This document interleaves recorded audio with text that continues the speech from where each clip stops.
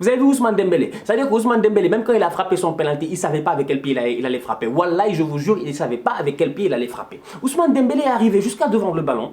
Il s'est positionné comme un gaucher pour après frapper comme un droitier. C'est-à-dire que cet enfant-là, non seulement, je dis bien, son cerveau est déplacé, mais ses reins aussi ne sont pas normaux. C'est-à-dire même... Dembélé, extraordinaire. Franchement, top player. C'est juste que c'est un grand fainéant. Ousmane, cadre tes frappes. Franchement, cadre tes frappes. Un grand joueur comme ça, il dribble tout ce qui bouge, il cadre jamais. Ou il frappe sur le gardien. Mets le ballon dans les filets, ouais. Salam, salam, outsider. Le débrief, il commence maintenant. Salam, salam, la famille outsider. J'espère que vous allez bien, que vous êtes en paix et surtout en santé là où vous êtes en ce moment dans le monde.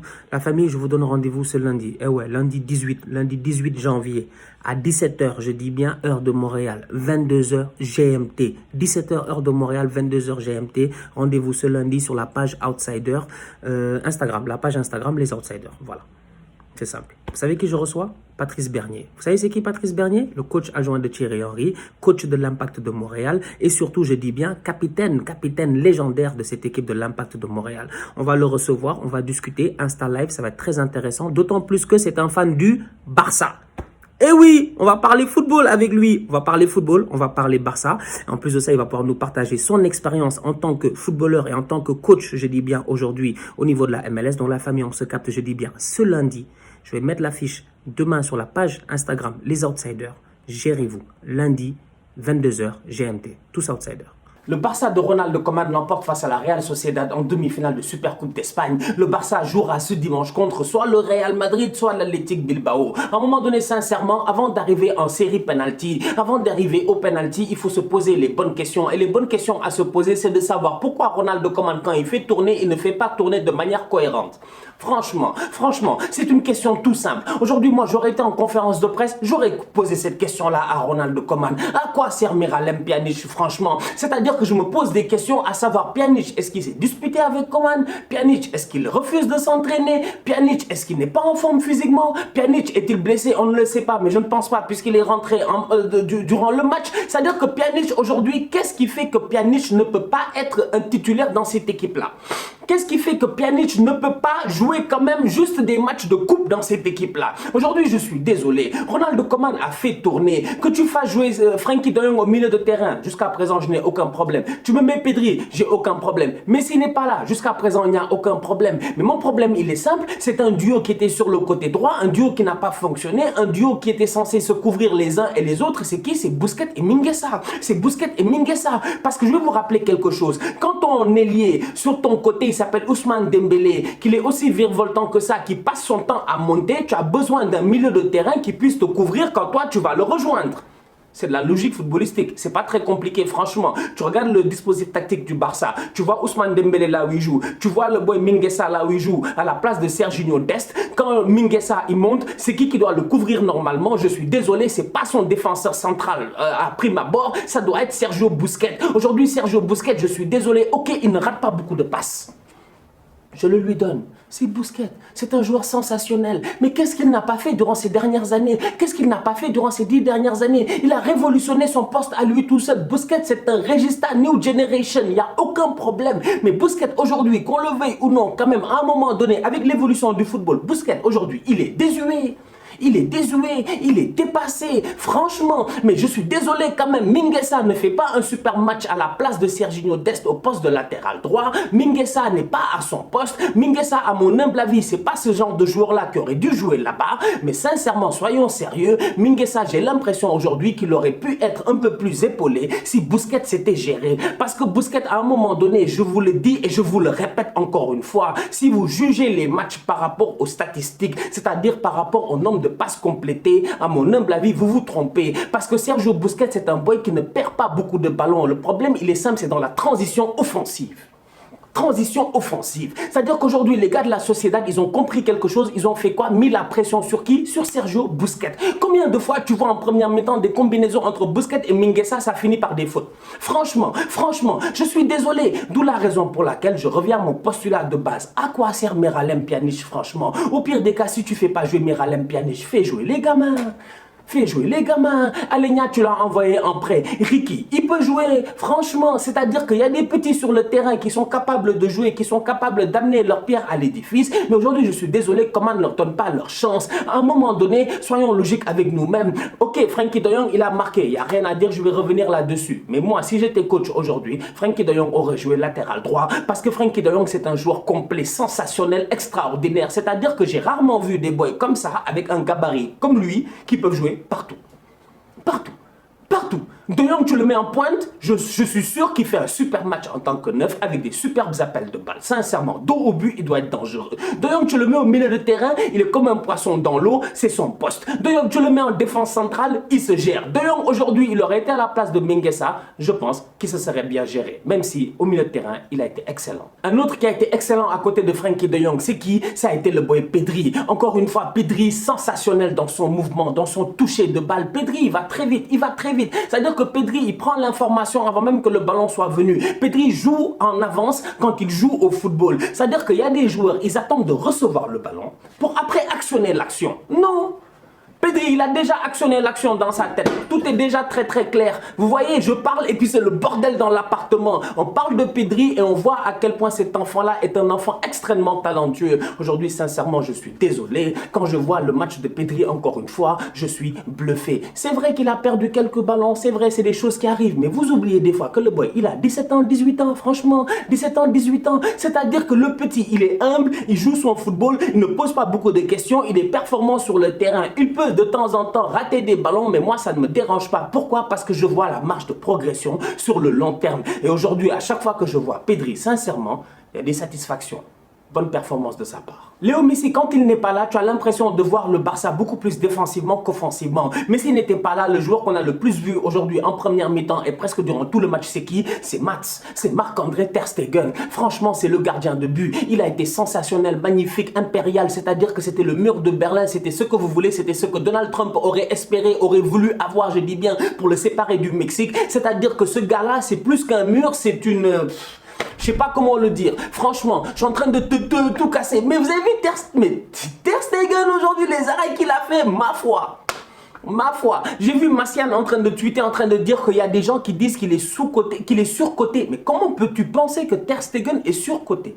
Et surcoté. Franchement, mais Ter Stegen, c'est un talent à l'état pur. Son seul problème, c'est Manuel Neuer.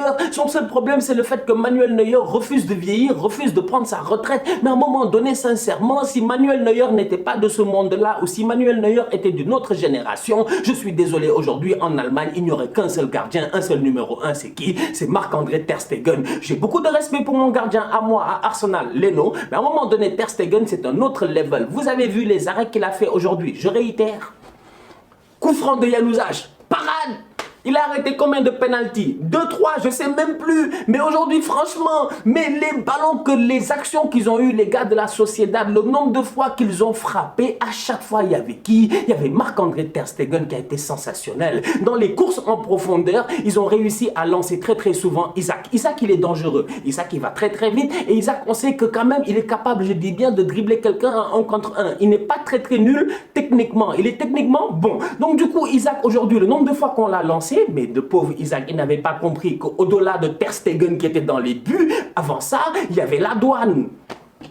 Eh ouais, il y avait la douane, il fallait payer des taxes. Isaac, il n'a pas voulu payer, il n'est pas passé. Les gars, ils l'ont taclé. Je parle de qui? De Araujo. Franchement, Araujo, comme j'ai eu à dire, il y a 2, 3 débriefs, il fait une bêtise, il fait une passe en retrait, il fait une grosse erreur, mais l'enfant, il apprend anormalement vite. Aujourd'hui, cet enfant-là, sincèrement, il est en train de s'imposer au niveau de ce Barça-là. Araujo, physiquement, il est fort, physiquement, il est en bonne forme, c'est un bon bébé. La dernière fois, il nous a claqué quoi? Une reprise de volée. On va être très sérieux. Araujo, à mon humble avis, c'est un top player en devenir. Il amène une sérénité défensive. Tu as Araujo, tu as le boy, comment il s'appelle là? Tu as Marc-André Ter Stegen, mais tu veux quoi de plus? Tu veux quoi de plus? Un autre défenseur central à côté. Parce que les Clément Langlais et tout ça là, quand tu vois le nombre de fois que les gars les ont pris de vitesse en fin de match, il y a des questions à se poser. Le Barça aujourd'hui, j'ai l'impression qu'ils n'ont besoin que d'un seul top défenseur. Il y en a sur le marché quelques-uns. Il y a Alaba avec un peu d'expérience. Il y a Upamecano qui est jeune, qui est vrai. Il y a le boy Jules Koundé qui est là. Il y a des gars qui sont là. Il y a des options qui sont là. Mais quand je vois ce Barça-là, sincèrement, déjà avec Araujo, j'ai l'impression qu'ils ont déjà de bonnes fondations. Top performance de la part d'Ousmane Dembélé encore une fois. Léo Messi n'est pas là, il fallait bien que quelqu'un prenne ses responsabilités. C'est la question que tout le monde s'est posée. Qui va prendre ses responsabilités offensivement? On a vu un Antoine Griezmann qui a beaucoup désonné, qui a joué, je dis bien, dans le rôle de Messi un peu. Mais le problème de Griezmann, il est simple, c'est que Griezmann en tant que tel, oui, il dézone, oui, il joue pas sur le terrain, oui, il est là pour les connexions et tout ça. Mais le problème, c'est que Griezmann, il n'y a même pas un match ou deux, il joue où? En pointe. La dernière fois, il joue en pointe. Il claque un doublé, il est en forme, il est bien. Et je l'ai dit, Grisou, pour qu'il soit dangereux, pour qu'il soit capable, je dis bien, d'être dans des bonnes situations, il faut qu'il soit dans la surface de réparation. Aujourd'hui, en fin de match, il est dans la surface de réparation. La volée, il doit la claquer. Franchement, il doit la claquer. Donc derrière, aujourd'hui, Antoine Griezmann, à mon humble avis, il n'a pas fait un mauvais match. Martin Braithwaite, comme j'ai eu à le dire, il fait des matchs à son niveau. C'est-à-dire que vous qui êtes là, à avoir de l'exigence envers Braithwaite, je vous trouve dur, je vous trouve injuste. Braithwaite, il joue au maximum qu'il peut jouer. Franchement, si Braithwaite fait mieux que ça, mais je dis Braithwaite, c'est le Bayern où il va aller en fait, les gars vont se battre pour lui. Rappelez-vous que le Barça est allé chercher Braithwaite il y a un an parce qu'il n'avait pas de deuxième attaquant. Parce que si je ne me trompe pas, Luis Suarez avait quelques problèmes. Il fallait bien un remplaçant, il fallait un deuxième attaquant. Ils sont allés chercher Braithwaite, mais Braithwaite c'est juste un couteau de remplacement. Braithwaite c'est pas quelqu'un qui est là sur le long terme. Vous-même vous le savez. Donc Braithwaite il joue, il fait ce qu'il peut. Sur le terrain il a été là. Moi ce qui me plaît avec lui c'est qu'il est combatif. Il ne lâche pas. Maintenant, offensivement parlant, s'il y en a un, sincèrement, à mon humble avis, qui a pris ses responsabilités, mais encore une fois, ne sait pas gérer, c'est qui? C'est Ousmane Dembélé. Antoine Griezmann, il est dans son match. Ok, c'est vrai, il n'est pas dans la surface, il ne claque pas de but, je suis d'accord et tout. Mais comme j'ai eu à vous dire, Messi n'étant pas là, je pense que dans sa tête, il s'est dit, je vais dézonner. Mais Dembélé, lui, dans sa tête, je ne comprends pas ce qui se passe. Parce que Dembélé, à un moment donné, sincèrement, ok, on a peut-être réglé le problème de blessure. Dieu merci, jusqu'à présent, il n'est pas blessé. Maintenant, il faut régler le problème de synchronisation. Parce que Ousmane Dembélé, quand il part comme ça, quand il part à l'abordage, il est inarrêtable, il est sensationnel. Il est capable, je dis bien, de dribbler n'importe qui à tout moment. Parce qu'il va très vite. Ousmane Dembélé ne sait même pas avec quel pied il va tirer. À un moment donné, quand même, Dembélé, il vendange beaucoup d'actions quand même. Il vendange beaucoup d'actions quand même. Vous allez me dire, oui, il prend ses responsabilités, il tente, il frappe, mais à un moment donné, frappe cadre. Frappe cadre, tu fais crochet, tu frappes. Tu le gars, franchement, mais Debouze, tu as fait le crochet. Quand il a fait le crochet, j'ai dit, ouais, il va ouvrir les buts. Il a ouvert le gazon, wesh. On dirait qu'il a frappé dans le sable. C'est pas possible. Ousmane Dembélé doit se gérer quand même à un moment donné. Ok, c'est vrai, on est peut-être dur et tout, on est peut-être pressé, mais il y a de quoi être pressé parce qu'on a perdu assez de temps, Ousmane. Ousmane, ça fait longtemps qu'on te connaît. Ça fait très longtemps que tu as quitté Dortmund. Toutes ces années, tu étais blessé. Enfin, tu commences à performer, mais à un moment donné, sincèrement, il manque juste une chose, la finition. La goutte de finition. Dembélé, aujourd'hui, sincèrement, je pense qu'il peut tuer le match. Je pense qu'il peut tuer le match. Franchement, je pense qu'il peut tuer le match. Sincèrement. Dembélé, aujourd'hui, il doit même tuer le match. Le match là peut finir 2-0, taf taf, doublé de Dembélé. Mais il ne se gère pas. L'enfant frappe, il frappe le gazon, il frappe à côté, il frappe sur le gardien. Quand même, Ousmane.